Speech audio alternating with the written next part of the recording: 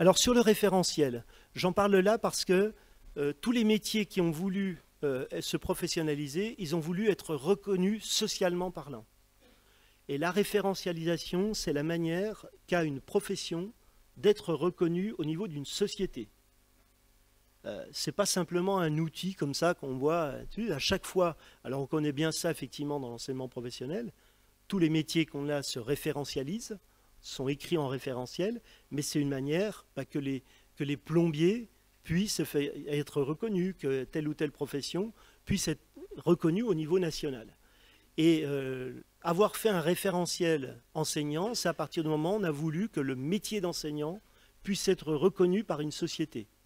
Et c'était le slogan enseignant, un métier qui s'apprend. Vous voyez, ce genre de choses, ça veut dire que c'est un métier qui doit être reconnu par une société. Ça veut dire que d'un certain point de vue, un référentiel, personne ne peut y échapper.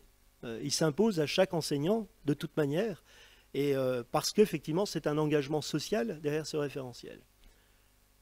Lorsqu'on construit des référentiels, et on sait les construire, à l'éducation nationale, à l'enseignement pro, on en fait, il y a une méthodologie. La première méthodologie, enfin la première étape, c'est d'abord d'aller observer les gens au travail.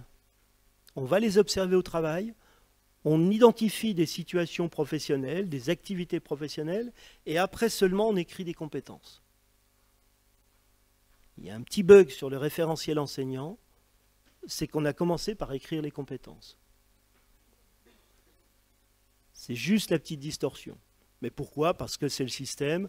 On nous a demandé aux uns et aux autres d'écrire un référentiel en 3 semaines, voilà, etc., etc. On a écrit, on est allé directement sur les compétences. Ce qui fait que maintenant, on a besoin de rattacher ça à des situations professionnelles, à des activités professionnelles. Et c'est tout le travail, peut-être que vous avez déjà engagé sur les observables.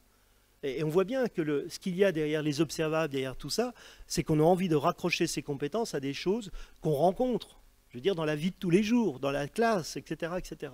Mais c'est parce qu'effectivement, on a échappé un peu à la méthodologie de construction. Quand je vous disais qu'on était sur des modèles imparfaits, et bien sûr le référentiel, c'est un modèle imparfait de ce point de vue-là, et on essaie de récupérer un peu derrière, comme on peut, mais ça vous le savez mieux que moi, parce que vous êtes en train de vous raccrocher à ces observables, à ces traces, à ces etc. etc. Voilà, donc sur les référentiels, c'était juste un petit aparté, mais en tout cas, c'est important le référentiel, parce que d'autres métiers essaient de se faire reconnaître autrement. Il y en a qui construisent des vadémécum, il y en a qui construisent la démarche qualité, par exemple, qu'on voit dans certaines organisations. La démarche qualité, c'est une manière de codifier un métier d'une autre manière qu'un référentiel, mais voilà, en enseignant, on a préféré le référentiel.